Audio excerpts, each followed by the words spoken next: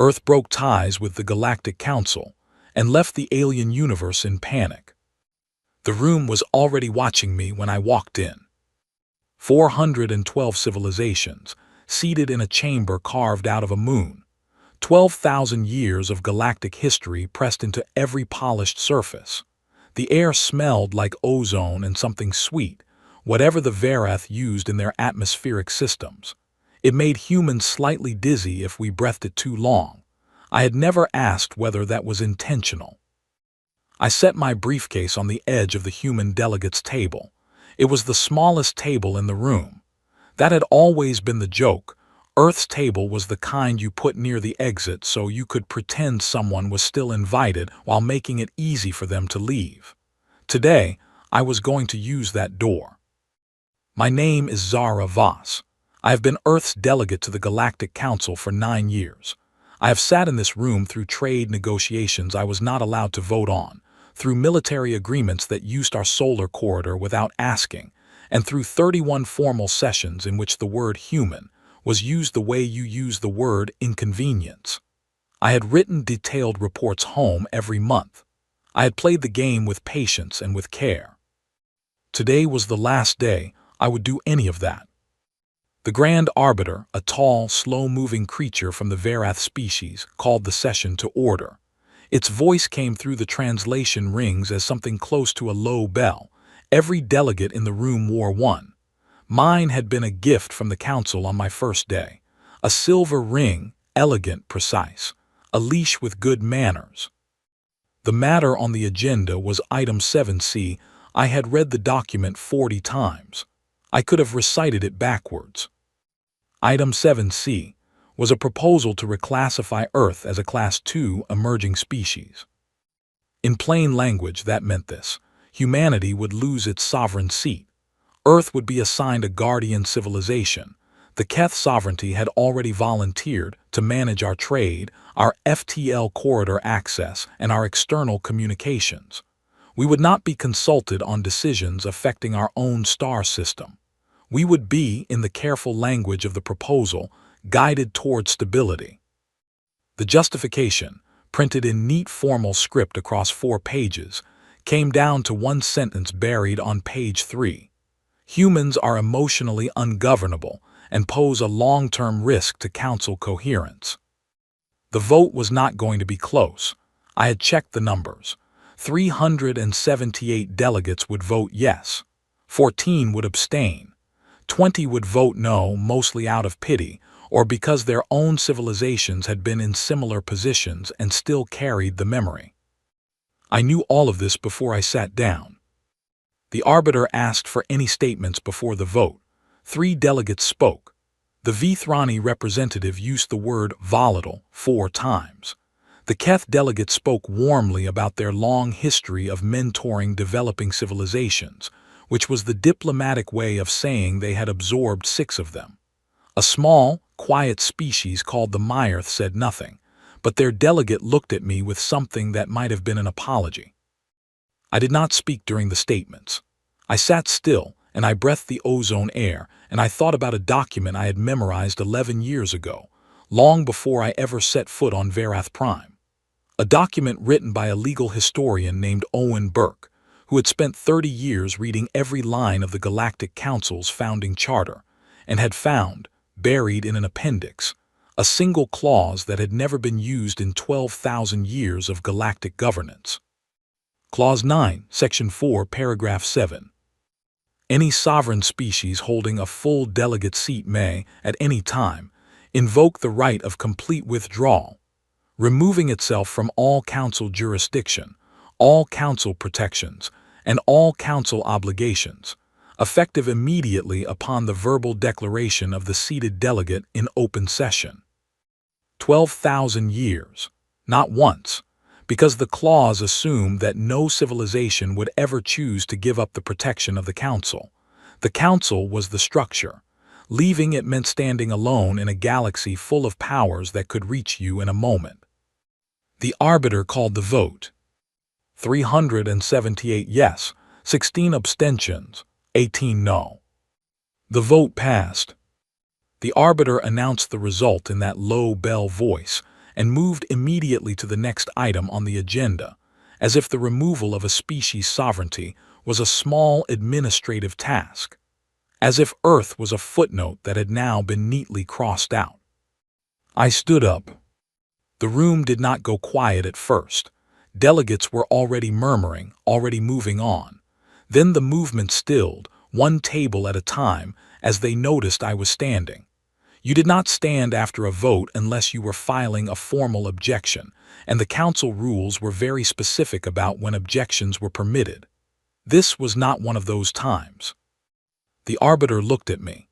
Its large pale eyes carried no readable expression. I reached into my briefcase and removed a single printed page. I set it flat on the table in front of me, smoothed it once with my hand, and looked up at the room. In accordance with Clause 9, Section 4, Paragraph 7 of the founding charter of this council, I said, my voice steady and clear through every translation ring in the room, the sovereign delegate of Earth formally invokes the right of complete withdrawal, effective at this moment in open session before all seated delegates. The chamber went absolutely silent. I reached into my jacket pocket and removed the delegate's seal, a small bronze disc engraved with the council emblem, the symbol of Earth's membership. I set it on the table. I did not throw it. I did not make a speech. I placed it gently, the way you set down something you no longer need. Then I picked up my briefcase, turned my back on 412 civilizations, and walked to the door. Nobody spoke, not one voice, not one question. The only sound was my footsteps on the polished floor, and they echoed in that enormous chamber like a countdown. The door opened. I walked through it. On the shuttle back to the transit station, my aide, a young man named Owen Carter, no relation to the historian, handed me a glass of water and looked at me with wide eyes. He had been watching the session feed from the shuttle. He had seen everything. "Did that just work?" he asked. "We'll find out in about 72 hours, I said. I drank the water. I looked out the viewport at the stars. Below us, Verath Prime was already growing smaller, its carved moon chamber a tiny bright point among the lights of the docking rings. Behind me, in that room, 412 civilizations were about to realize that the smallest table in the room had also been holding up a corner of the floor. I had left, the floor was still there. For now, my comm unit buzzed. Earth's Secretary General Calvin Marsh was on the line. He had been waiting. "It's done," I said before he could speak. "Start the clock." There was a short silence on the line. Then Calvin exhaled, a long, slow breath that carried 11 years of planning in it. "All protocols are live," he said. "The relay nodes went dark 3 minutes ago." I nodded to myself and closed the comm channel. The shuttle accelerated into the dark. Somewhere behind us, in the grandest chamber ever built by sentient beings, the galactic net was already beginning to stutter. 9 seconds after I closed that comm channel, the first system alert fired in a monitoring room on Keth Central Station. An engineer named Priya Akafer, not Keth, but one of the contracted human technicians who quietly staffed about 30% of the galaxy's communication infrastructure, watched the alert appear on her screen, checked the source code, and then calmly poured herself a cup of coffee. She had been briefed 6 months ago. She knew exactly what the alert meant, and she knew better than to fix it. The alert was this: Earth Relay Node 7 had gone offline. That did not sound dramatic. It was not supposed to. But Earth Relay Node 7 sat at the center of a communication web that had grown quietly over 40 years, threaded through the galaxy the way roots grow under a lawn, invisible, until you try to pull up a section and find everything connected. Humans had built infrastructure. That was what we did. It was not political. It was not strategic, not in the beginning. Earth had joined the Council as a minor species and had been assigned the unglamorous work that no advanced civilization wanted to do, maintaining relay stations, calibrating FTL navigation beacons, running data routing systems across the outer transit corridors. It was low-status work. It was exactly the kind of thing you gave to a species you considered temporary. We had done the work. We had done it thoroughly, and we had kept doing it for decades, and somewhere along the way, the galaxy had stopped noticing that we were the ones doing it. There were 11 primary relay nodes, all owned and operated by Earth. There were 463 secondary relay stations, also ours. There were navigation beacon arrays in 9 of the 12 most traveled FTL corridors, calibrated by human engineers and running on Earth-developed firmware. And there was the Lattice, a quiet, elegant data routing architecture designed by a team in Auckland 40 years ago that had become, without any announcement, the backbone of long-range communication across 47 star systems. When the right of withdrawal was invoked, every one of these systems received a single encrypted signal, not a shutdown command, something subtler, a permissions revocation, like changing the lock on a door you had always left open for courtesy. The galaxy could still talk. Most of it could. Short-range communication, system-local networks, species-specific infrastructure, all of that still worked. What stopped working was the kind of communication you needed when you wanted to talk to someone on the other side of the galaxy in under a day. The kind of communication that held empires together. The kind that let a fleet coordinate across 100 light years, or that let a colony on the edge of nowhere receive medical data from its home system without a 2-week delay. That kind stopped working. I was back on Earth when the reports started coming in. I had slept for 14 hours, my first real sleep in 6 weeks, and woken to find Owen Carter sitting at the kitchen table of my apartment in Auckland with a tablet full of alerts, and a look on his face that mixed concern with something very close to amazement. "The Vithrani Financial Exchange is down," he said, setting the tablet in front of me.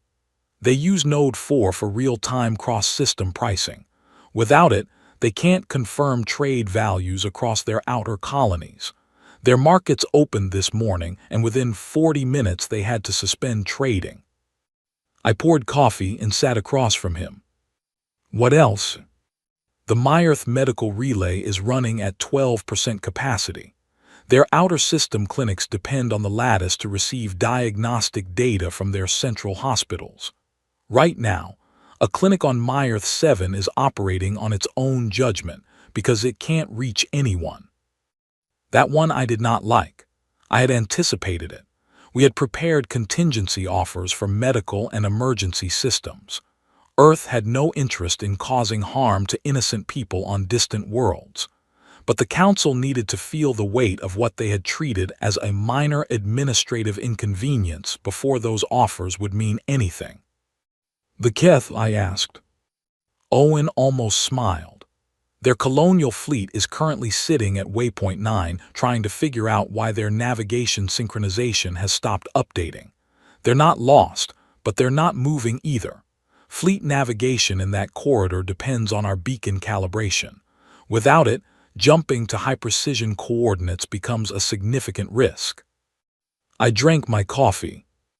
The Keth sovereignty, the civilization that had volunteered so warmly to guide humanity, operated the largest colonial fleet in the known galaxy.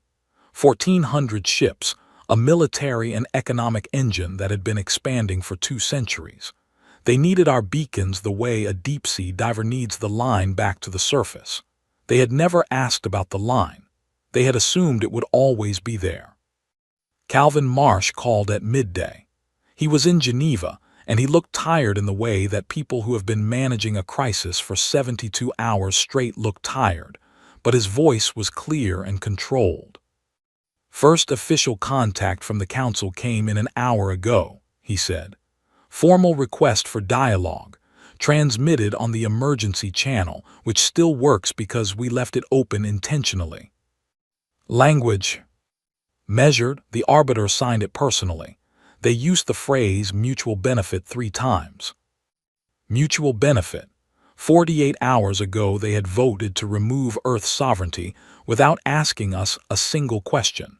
Now they wanted to discuss mutual benefit.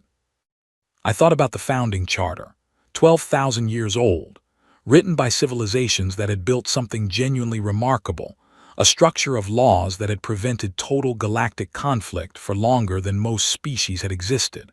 I had respect for what the Council was at its origin. What it had become was something different, something that had grown comfortable with its own authority, that had begun confusing stability with fairness and order with goodness. "Don't respond yet," I said. Calvin nodded. "I had a feeling you'd say that." "Send the packet instead." The packet was a data file, 11 years of work by a team of analysts, auditors, and engineers. It was a complete, detailed, annotated record of every system Earth operated on behalf of the galactic community, every dependency those systems supported, and a precise calculation of what the ongoing disruption was costing, hour by hour, in economic loss, communication delay, and operational risk, across every affected civilization. No demands, no conditions, no threats, just numbers, just the truth laid out with the clean precision of people who had spent years being told they were not serious enough to be taken seriously. The packet went out on the emergency channel at 1400 hours. Owen found me standing on the balcony of my apartment an hour later, watching the harbor. Auckland was calm. The city was calm. The whole planet was calm in the way that people are calm when they have already made a decision and are simply waiting for the consequences to arrive.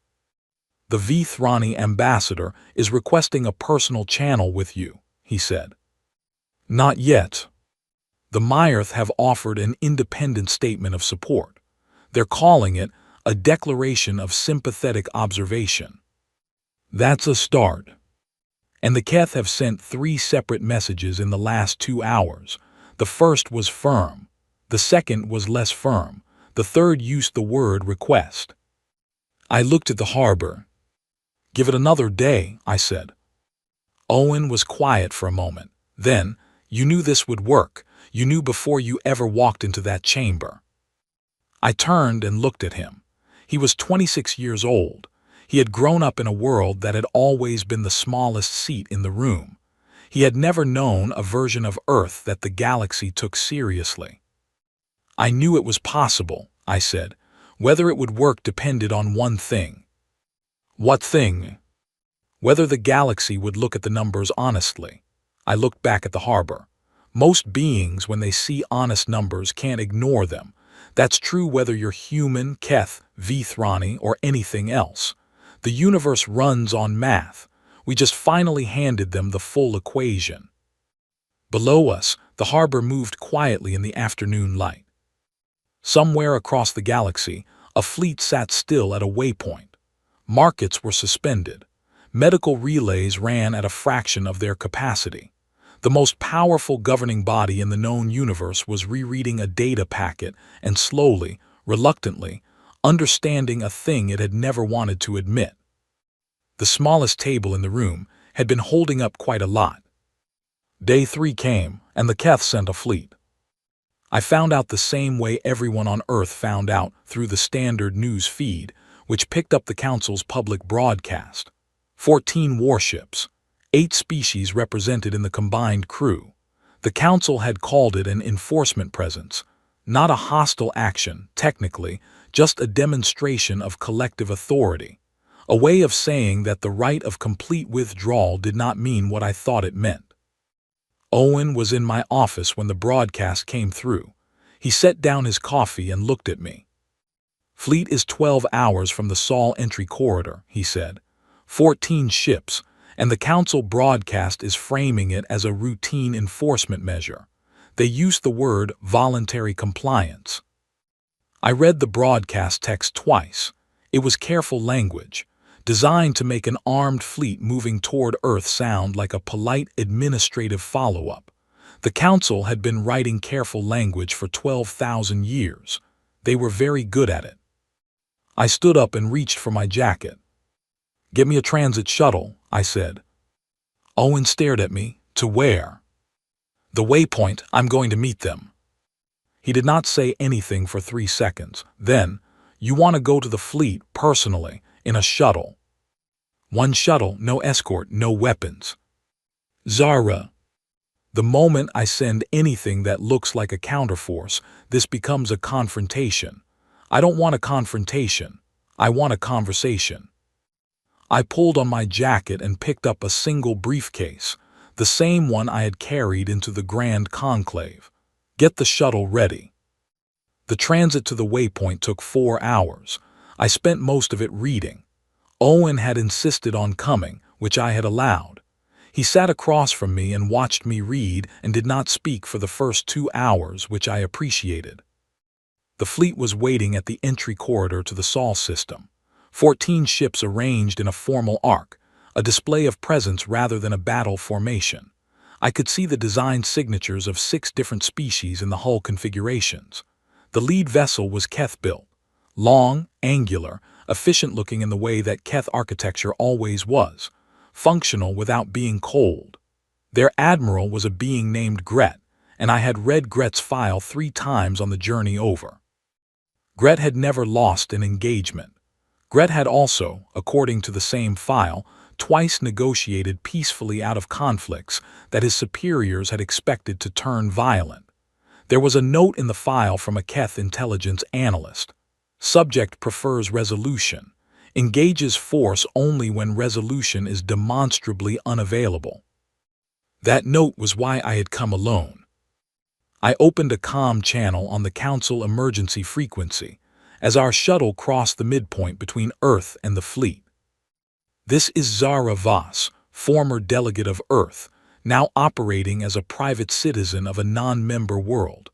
I am requesting permission to board the lead vessel for a direct conversation with Fleet Admiral Gret.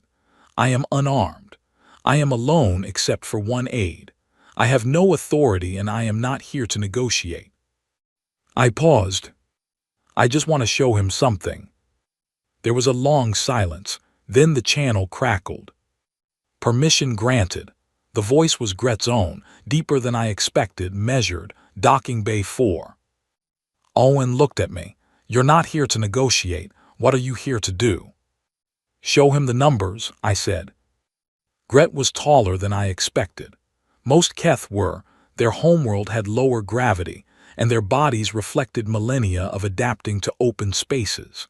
He met me in the docking bay personally, which told me something about how he understood the gravity of what was happening. Beside him stood 2 aides and a council legal observer, a small being from a species I did not recognize. There were no weapons visible, another sign. He looked at me for a moment without speaking. I got the sense that he was doing the same thing I had done on the journey over, reading the person in front of him and deciding how to proceed. "You came alone," he said through his translation ring. "You noticed," I said. "I noticed," he tilted his head slightly. "Why?" "Because I'm not here to match your force. I don't have force. I'm here because I think you are the kind of person who can look at a problem honestly, and I have something honest to show you." He considered that, then he gestured toward a corridor. "Walk with me." We walked, his aides followed at a distance. Owen stayed with the shuttle, which Gret had not objected to. Gret led me to a briefing room, a clean, spare space with a single table and a display screen on the far wall. He sat across from me. He folded his hands on the table. His face was patient and careful.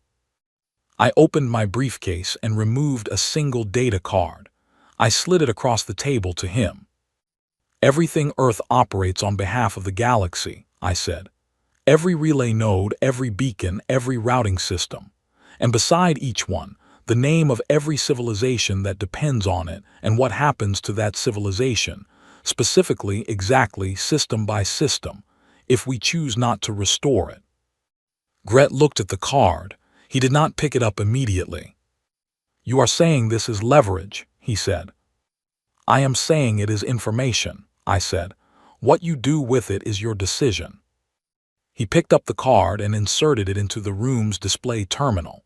The screen filled with data, a scrolling architecture of dependencies, trade routes, medical relays, fleet navigation systems, colonial communication networks, species names in every column, numbers beside them that translated into something more than economics, populations, sick people waiting for diagnostic data, colonies that had not heard from their home systems in 4 days. I watched Gret's face as he read. His expression did not change dramatically. It shifted.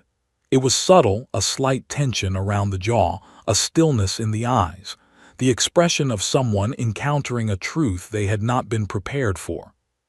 He read for 11 minutes, I counted.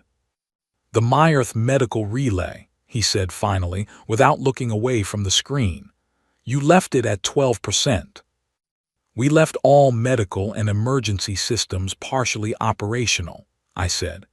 "Earth does not want to cause harm to civilians on worlds that had nothing to do with the Council's vote. But 12% is not enough to function. It is enough to illustrate the dependency." Gret was quiet. "The Council voted to reclassify Earth as a ward civilization," I said. "They did it without asking us a single question about what we wanted, without asking whether their assessment of us was accurate, without reviewing what Earth actually contributed to the systems they depend on." I kept my voice level. "They looked at us and saw the smallest table in the room. They did not look at what the table was attached to." Gret sat back. He looked at the ceiling for a moment, in the way that beings across many species do when they are processing something difficult. "If I were to complete this enforcement action," he said, "what happens?" "Nothing dramatic. You arrive at Earth. You issue the Council's compliance order. Earth declines to comply. You cannot force compliance without physically occupying our world, which the Council Charter does not authorize and which you personally would not choose to do, based on everything I know about your record." I looked at him steadily. "And while all of that is happening, the relay nodes remain dark. The lattice stays locked. The navigation beacons for the outer corridors stay uncalibrated. Every day this continues, the cost multiplies. And if I withdraw, then you and I are the two people who made it possible for a conversation to happen instead of a conflict." I leaned forward slightly. "Admiral Gret, I am not asking you to agree with Earth. I am not asking you to take our side. I am asking you to see the situation as it actually is, and to take the action that prevents the most harm." He looked at the data screen for a long time. Then he reached out and pressed the ship's internal comm panel on the wall beside him. "All ships," he said, "disengage from formation, prepare for withdrawal." A pause. "Navigation, plot return to Keth Central Station." The response came back in seconds. Acknowledgement from 14 ships. Gret looked at me. His face was unreadable but not unfriendly. "I will report to the Council that enforcement was not viable," he said. "I will include the data you have shown me in my report." "Thank you," I said. "Do not thank me," he said quietly. "Understand that what comes next will not be simple. There are those on the Council who will not accept the numbers the way I have. There are those who will look at this situation and choose escalation regardless of the cost." He looked at me directly. "You have created a crisis, Delegate Voss. Be certain you have a solution prepared." I stood and picked up my briefcase. "I do," I said. The shuttle ride back to Earth was quiet. Owen sat across from me as the fleet behind us turned and began to move away, one by one, until the view screen showed only stars. "You knew he would listen," Owen said. "I hoped he would," I said. "There is a difference." Owen looked out at the stars. "What comes next?" I thought about what Gret had said, that the conflict was not over, that there were those who would not look at the numbers honestly, who would find a way to reframe what had happened as disobedience rather than information. He was right. There would be harder conversations ahead. There would be pressure, and there would be figures in the Council who saw Earth's withdrawal not as a reasonable act of a civilization pushed past its limits, but as a problem to be solved by increasing force until compliance arrived. We were past the point where compliance was possible. We were at the beginning of something entirely different. "Next comes the table," I said. Owen looked at me. We walked away from their table, I said. Now we build a new one, and we invite everyone who has ever sat at the small seats. The shuttle crossed into Earth's solar corridor. The navigation systems updated automatically, our beacons, our frequencies, our home. Far behind us, 14 ships moved through the dark toward their own home, carrying a report that was going to change something in the halls of the most powerful institution in the galaxy. Change was slow, but it had started. The meeting was held in deep space. No station, no planet, a neutral point between three star systems, chosen precisely because it belonged to no one. The location had been proposed by a Vithrani diplomat named Clara Holt, which surprised most people, because the Vithrani had been among the loudest voices calling for Earth's reclassification. Clara had apparently done a great deal of thinking in the 2 weeks since the financial exchange suspended trading. She had read the data packet. She had read it 3 times, she told me later. And then she had sat in her office for a full afternoon before calling for a summit. There were 7 representatives at the table, 7 out of 412 council members. But these 7 spoke for civilizations that, between them, represented roughly 60% of the council's actual authority, the economies, the military capacity, the political weight. If these 7 moved, the rest would follow or fracture. Clara was there. So was a quiet, compact being from the Myerth, the species whose medical relay we had left at 12%. His name was Finn, and he had been a council delegate for 30 years, and he barely spoke during the entire meeting, but everything he said mattered. There was a Keth representative, not Gret, but a senior diplomat named Helen Osai, who had been Gret's superior and who had clearly been absorbing everything from his report for the past 10 days. 2 smaller civilizations, the Sareth and the Edenval, sent delegates I had not met before but whose positions I had studied. A collective civilization known only as the Breen, who communicated through layered signal patterns that my translation ring handled in real time. And one being I had specifically not expected, a Vareth senior arbiter, not the Grand Arbiter, but one of the 12 senior arbiters who held the interpretive authority over the founding charter. His name was Salareth. He was very old, and he had requested to attend. I had come alone. One shuttle, Owen at the controls, no aides inside the meeting room, my briefcase, that was everything. The space station where we met was barely a station, more a platform, 8 rooms and a life support system, anchored at a gravitational midpoint with no particular history and no particular loyalty. The conference room had a circular table. Everyone at it had insisted on circular, and the symbolism was not lost on anyone. There was no formal agenda. That had been another condition I had set when the back-channel conversations first reached me 3 days after the fleet withdrew. No scripted agenda, no formal procedure, no voting, just a conversation between 7 representatives who were willing to be honest about what they were seeing.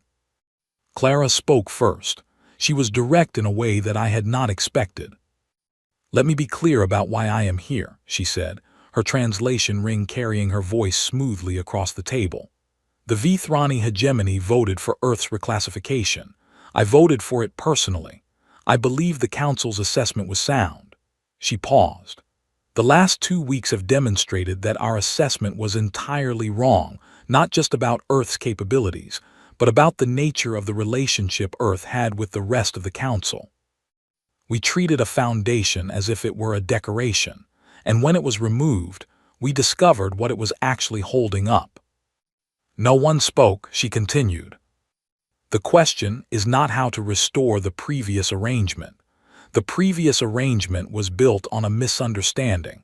The question is what an honest arrangement would look like." I had expected defensiveness. The opening that Clara offered instead was so direct that it took me a moment to adjust. "I appreciate that," I said, "and I want to be equally honest." I looked around the table, 7 faces, 7 sets of eyes in varying physiologies, all of them watching me with careful attention.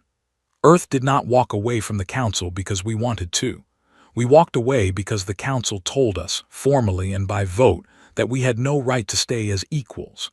We used the only legal mechanism available, but let me be clear about what we actually want. I set my briefcase on the table. I did not open it yet. We do not want a better seat at the old table, I said. We do not want a formal apology, though one might be appropriate eventually. We do not want the council to acknowledge that humans are impressive or powerful or worthy of respect. We want something much simpler and much harder. Finn from the Myerth looked up at me. His eyes were dark and attentive. We want the council, or whatever replaces it, to ask a different question, I said.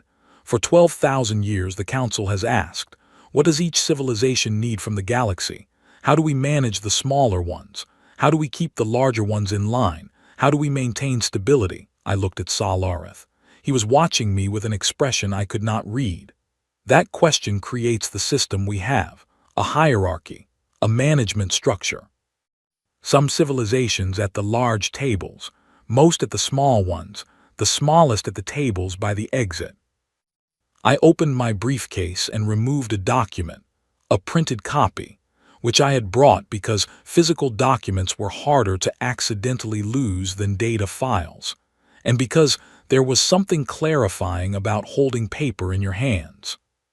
The question we want to ask instead is this: what does the galaxy need from itself? I set the document on the table. It was 140 pages.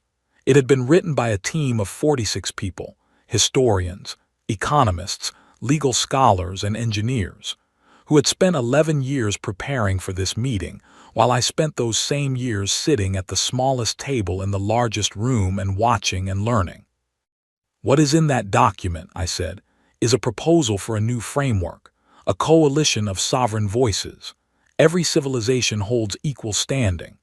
No classification system, no Class 1 or Class 2, no guardian structures, no managed dependencies. Infrastructure is shared under open contract, maintained by whoever is willing and capable, compensated fairly, subject to transparent audit.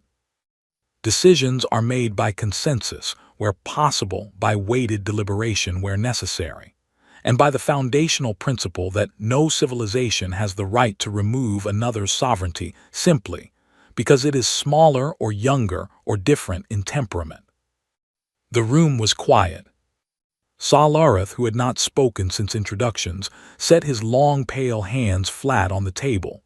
"You are describing the replacement of the council," he said, "not as an accusation, as an observation." "I am describing an evolution," I said. "The council does not have to disappear. It can continue as an institution. But if it continues as the institution it currently is, it will do so without Earth's infrastructure, and the civilizations who choose a better model will eventually outgrow it." Helen from the Keth leaned forward slightly. "The Keth sovereignty cannot simply abandon 12,000 years of institutional relationship." "I understand that," I said. "I am not asking anyone to abandon anything overnight. I am asking 7 people in a room to honestly assess whether the structure they defend still serves the purpose it was built for, or whether it has become something that serves its largest members at the expense of its smallest ones." I looked at her directly. Admiral Gret looked at the data packet and chose honesty over procedure. "I am asking the same thing of everyone at this table." The name landed. Helen's expression shifted. "Gret filed his report with my office," she said. "I read it 4 times. A pause. He recommended engagement over enforcement. He has never made that recommendation before in 30 years of service. Because he had never encountered a situation where the honest numbers pointed so clearly toward engagement," I said. Another silence. This one felt different from the earlier ones. It felt like thinking. Clara spoke again. "The document you have placed on the table, the coalition proposal, is this final, or is this an opening position?" "It is a framework," I said. "Every detail in it is negotiable. The principles underlying it are not. And if we negotiate, if we engage with this honestly, what happens to the systems Earth controls in the meantime?" Medical and emergency systems return to full capacity within 24 hours of a formal commitment to dialogue, I said. Communication relays are restored on a rolling schedule tied to progress. Full restoration when the coalition charter is signed. Clara nodded slowly. The Edenval delegate, who had been silent, raised a hand, their species' signal for wishing to speak. I represent a civilization that has been Class 2 for 400 years, he said. His voice through the translation ring was careful and precise. We have never had a full vote.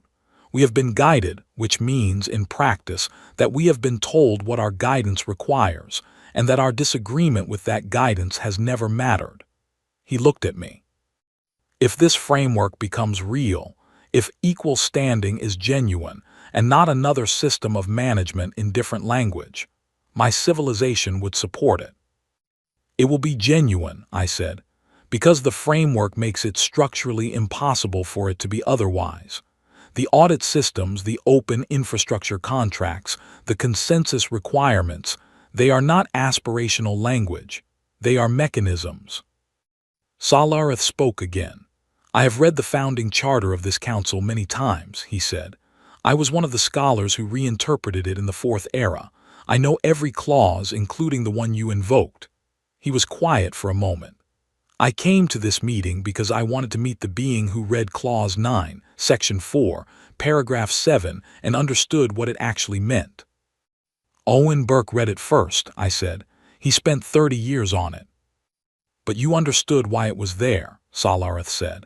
It was placed in the charter by the original authors as a safeguard, a reminder that membership in the council should be chosen freely, not compelled. It had never been invoked because every civilization that might have used it had been told, over time, that it was too dangerous to be alone. He looked at me steadily. You decided the danger of staying was greater. Yes, I said. He was quiet for a long moment. I will observe this process, he said, officially as an arbiter, unofficially as a being who has spent a long time watching an institution drift from its founding purpose and has not known how to correct it. He paused. I do not know if your framework will succeed, but I believe it is asking the right question. That was more than I had expected from him. I thanked him and meant it. The meeting continued for 6 hours. We did not reach an agreement that day. We reached something better, a genuine exchange, a room full of beings willing to look at a document and argue about it honestly and specifically, pointing at individual clauses, raising practical concerns, asking questions that were not rhetorical. Helen asked about the Keth's existing treaty obligations. Clara asked how the audit system would be structured and who would administer it. Finn from the Myerth asked 3 quiet, precise questions about the medical relay provisions that led to an hour of detailed discussion that produced a better version of the relevant clause than the one my team had originally written. By the end of the 6th hour, 5 of the 7 representatives had signaled tentative support for the framework. The other 2, representing civilizations deep in the old council structure, had questions they could not yet answer. They did not commit, but they also did not walk out immediately. 2 of them walked out at the 4-hour mark, citing obligations to consult with their home governments. That was expected. They would face pressure from their own people when word got out, pressure that would, I suspected, ultimately push them toward the coalition rather than away from it. When the meeting ended, Owen was waiting by the shuttle in the docking bay. He handed me a cup of coffee and looked at my face. How did it go? I thought about that for a moment. 5 of 7, I said, and 1 very old arbiter who read the right clause. Owen nodded. Is 5 enough? Not yet, I said, but it is a foundation. I drank my coffee. The station hummed quietly around us, anchored at its neutral point between 3 star systems. The table was starting to take shape. The signing happened on a Tuesday. I remember that specifically, a Tuesday in October, with Auckland's sky that shade of clear blue that only happens in the southern hemisphere in early spring, when the air is cool and the light is very clean. The kind of day that feels like the world is paying attention. We had debated the location for 3 months. Keth Central Station was proposed and declined. Varath Prime was declined before the proposal was even finished. Several neutral deep space platforms were considered. And then Owen, who had grown quieter and more thoughtful in the months since the deep space meeting, made a suggestion. "What about Hiroshima?" he said. I looked at him. "The city that was leveled and rebuilt," he said. "Twice. Leveled again. Rebuilt again. The city that has spent 80 years being the place where the world goes to think about what power costs and what humanity chose to do with the cost." He held my gaze. "If you want to tell the galaxy what kind of framework this is, you bring them to Hiroshima. You let the city explain it before anyone speaks a word." Every alien delegate had been briefed in advance. Full historical context, provided by a team of historians. The choosing of Hiroshima as a venue was not explained in the briefing. It was presented as a fact, and the history was presented alongside it, and every delegate was allowed to draw their own conclusions. The ones who arrived on the morning of the signing were different from the ones who had stepped off their shuttles the night before. Something in the briefings had settled differently overnight. They had read about the city in the abstract on their transit flights. They had walked through it in the morning, before the ceremony, in small groups with local guides. And then they had come to the ceremony hall with changed faces. Clara arrived early and stood at the window of the hall for 20 minutes before taking her seat. When I found her there, she did not say anything for a moment. Then she said, very quietly, "Your species did this to itself." "Yes," I said. "And rebuilt." "Yes." She was quiet for another moment, and chose to hold this signing here. "Owen suggested it," I said. "He was right." She turned and looked at me. "I have been a diplomat for 40 years, she said. "I have never been to a signing ceremony that made me understand the signatories before the ceremony began." She paused. "That is a very human thing to do." "Possibly," I said. The hall filled. 61 civilizations had formally joined the coalition of sovereign voices by the morning of the signing. 61, out of the 412 who had sat in the Grand Conclave when I walked out. Not a majority, but a significant one and a growing one, and one that included many of the civilizations that had been sitting at the small tables for a very long time. The old Galactic Council was still operating. It had not dissolved, and I had never asked it to. It continued in a smaller, quieter form, representing those who preferred the familiar structure. Some civilizations maintained dual membership, a hedge, a safety measure, an unwillingness to commit fully in either direction. I understood that. Change was not simple, and the beings making these decisions were responsible for the welfare of entire civilizations, not just their own positions. The coalition charter was 220 pages. Every page had been argued over. Every clause had been challenged, revised, challenged again, and refined. The audit system had been restructured 4 times based on concerns raised by different delegates. The consensus process had gone through 6 versions before the Breen Collective, who processed collective decisions very differently from individual species, proposed an elegant solution that everyone ultimately preferred to the original.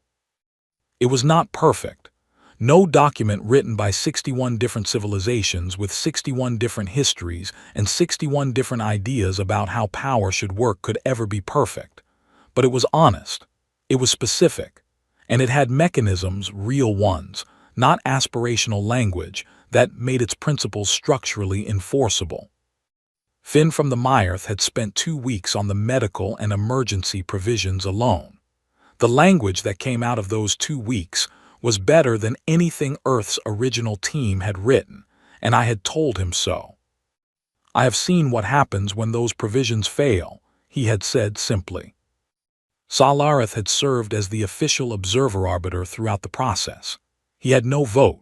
He held no authority over the outcome, but he had been present at every negotiating session, and twice he had quietly pointed out places where the language of the new charter inadvertently echoed the old council's management structure. Subtle phrasings, almost invisible, that could have been used to recreate the hierarchy in a different form. Both times, the delegates had caught it, reconsidered, and fixed it. I did not take a seat at the signing table.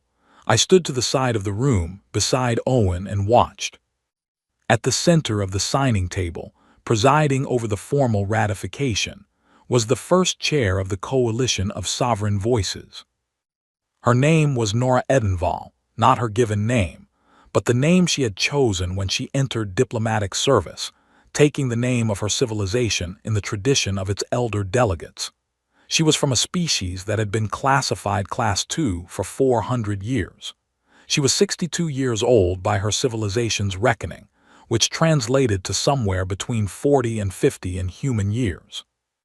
She was calm and precise, and when she spoke, she had the quality of someone who had spent a very long time being underestimated and had used that time well. When the coalition had nominated its first chair, I had declined before the nomination was formal. "Not me," I had said when Owen raised the possibility. "If I take the chair, the coalition becomes the story of what Earth did. It should be the story of what everyone built together." I had thought about it for a moment. "Nora," I had said, "she knows what it costs to be the small seat. She will remember it every day she holds the chair." Nora had accepted the nomination in a brief statement that I still thought about. She had said, "I am from a civilization that was told for 4 centuries that it was not ready to govern itself. Today, I am accepting the role of first chair of a coalition built on the principle that every civilization is always sovereign in itself. That principle is not new. What is new is that we are now writing it down in a form that is harder to quietly ignore." The signing was not dramatic. It rarely is in reality. 61 delegates, one at a time, adding their mark to a 220-page document. Each had their own signing tradition. Some pressed a physical seal, some added a biometric signature, some simply placed their hand on the page in the tradition of their species. The process took just under 2 hours. When the last signature was added, Nora looked up at the room. "The Coalition of Sovereign Voices is now formally in existence," she said. "We will restore Earth's infrastructure systems to full capacity over the next 72 hours. We will begin the open contract transition for shared systems within 30 days. She paused. "And we will hold our first full session in 6 weeks. Every voice at that table will be equal. We begin as we intend to continue." The room did not erupt. There was no celebration, no applause in the theatrical sense. What happened was quieter and more genuine, a long exhale, a sense of something vast settling into place, 100 different beings looking at each other and at the document on the table and at the city visible through the hall's windows. Owen handed me a coffee without being asked. I accepted it without taking my eyes off the room. Helen from the Keth was speaking to one of the Sarith delegates in a corner, their conversation quiet and focused. The beginning of something, I suspected. The Breen Collective was transmitting in their layered signal patterns to their home system, which, with the relay nodes now fully restored, would arrive in seconds. Finn from the Myerth was reading the final text of the medical provisions, quietly, with the expression of someone checking their work. Salarith crossed the room toward me. He was moving more slowly than he had at the deep space meeting. He had mentioned that Verath Prime's gravity suited his joints better than Earth's, but he moved with the same careful deliberateness, and his pale eyes were the same. "I have been present at 11 significant moments in galactic governance," he said, stopping beside me. "Founding documents, peace agreements, 3 treaties that ended conflicts that had lasted centuries." He looked out at the room. "I have never been present at a moment that began with one being walking out of a chamber." "It did not begin there," I said. "It began with Owen Burke, 30 years ago, reading a clause in a charter that everyone else had decided was theoretical." Salarith looked at me. "And it began with you deciding to use it." I thought about that. The shuttle from Verath Prime. Calvin's voice on the comm line. "Start the clock." The sound of my footsteps in that enormous chamber, echoing off walls that had witnessed 12,000 years of very different conversations. "I want to tell you something," Salareth said. He spoke carefully in the way of someone choosing words with long consideration. "When you invoked Clause 9 in that chamber, there were 7 delegates who understood immediately what it meant. The rest thought it was a gesture, a protest, something that would be resolved quickly." He paused. "I was one of the 7, and what I understood in that moment was not just the legal mechanism. I understood that you were not angry." I looked at him. "Anger I would have recognized," he said. "I have seen many delegates stand up in that chamber from anger, from desperation, from wounded pride. You were none of those things. You were deliberate, the way you set the seal down, the way you turned." He watched the room as he spoke. "You knew. You had planned for this, and you had planned for what came after, and the most important thing you had planned was not the withdrawal itself.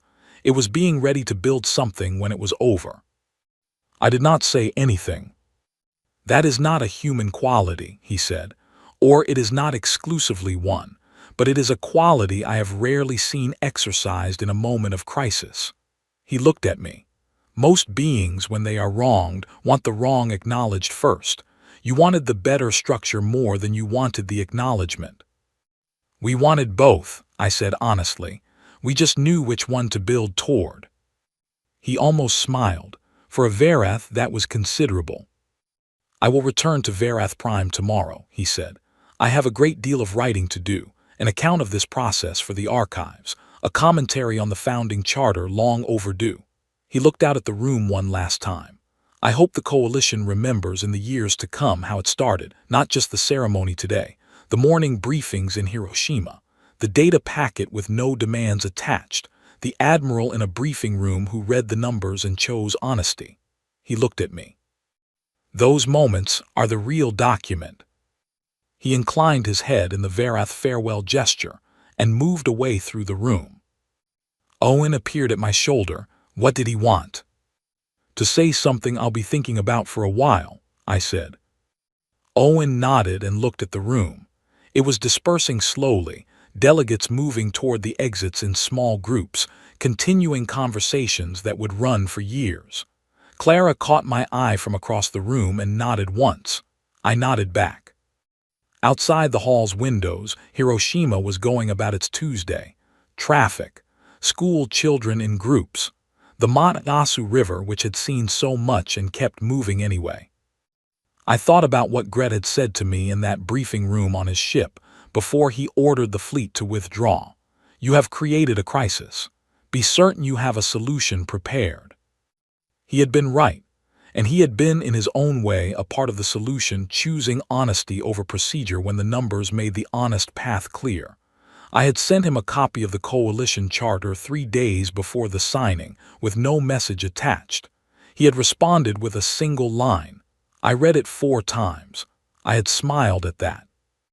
I thought about Priya Akafer, sitting in the monitoring room on Keth Central Station, watching the first alert appear on her screen, pouring herself a coffee, knowing exactly what it meant. She was currently working for the Coalition's Infrastructure Coordination Team, which was managing the open contract transition. She had told Owen, when he asked her how she felt about it, that she was simply glad to be doing the same work under a system that admitted who was doing it. I thought about the small table, the table by the exit, the table given to the species that wasn't supposed to matter. 11 years of sitting there and watching and learning and building, quietly, the kind of knowledge that turns out to matter more than anyone expected. Owen was looking at me. He had learned over the past year to wait out my silences. "Should we head back?" he asked after a while. "In a minute," I said. I finished my coffee. The hall was nearly empty now. The document was on the table, 220 pages, 61 signatures, representing civilizations that had never shared a table as equals before today. A young officer from our diplomatic team, a woman named Kate Aldridge, who had been with the Coalition negotiating team since the 3rd month, came up to say goodbye. She was heading back to the Geneva offices to begin the infrastructure transition work. She looked energized. The way people look when they have spent a long time working towards something and have just watched it arrive.